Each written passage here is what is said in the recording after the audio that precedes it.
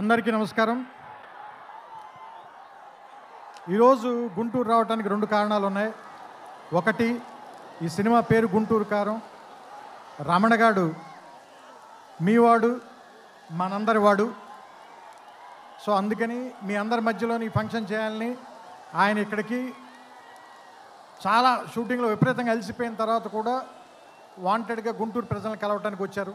So అందుకని మీరు కొంచెం డిసిప్లిన్ పాటిస్తారని, పోలీసు వారికి సహకరించాలని మనస్ఫూర్తిగా కోరుకుంటున్నాను. ఎందుకంటే వాళ్ళు చాలా అలసిపోతున్నారు పోలీసులందరూ. నేను చాలాసేపు నేను చూస్తున్నాను. చాలా త్వరలో మీకు ఉంచేద్దాం ఈ విషయాన్ని. రెండో విషయం, సూపర్ స్టార్ కృష్ణ గారు తెలుగు సినిమాలో విడదీయలేని ఒక అంతర్భాగం.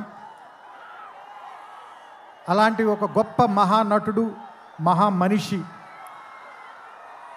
ఆయనతోటి నేను నేరుగా పనిచేయలేకపోయాను, కానీ ఆయన పనిచేసిన సినిమాకి నేను ఒక రైటర్ దగ్గర, పోసాని మురళి గారి దగ్గర అసిస్టెంట్గా పనిచేశాను ఆయనకి. సో ఆయనతో డైరెక్ట్గా పరిచయం కలిగినటువంటి సందర్భాలు ఒకటి మాత్రమే.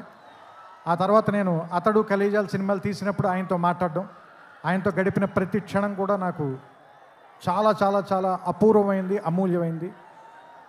సో అంత గొప్ప మనిషికి పుట్టినటువంటి మహేష్ గారు ఇంకెంత అదృష్టవంతులు అని అప్పుడప్పుడు అనిపిస్తూ ఉంటుంది. ఎందుకంటే ఆయన కొడుకుగా ఆయన్ని ఒక్కొక్కసారి నాకు అనిపిస్తుంది, ఆయన వెంచర్ చేయలేని సినిమాలు అన్నిటినీ వెంచర్ చేయటానికి, ఎక్కువ అడ్వెంచర్ చేయడానికి రెడీగా ఉండేటువంటి యాక్టర్ అనిపిస్తుంది ఆయన. అండ్ ఒక సినిమాకి 100% పనిచేయాలంటే 200% పనిచేసే హీరో ఎవరైనా ఉన్నారంటే మహేష్ గారు.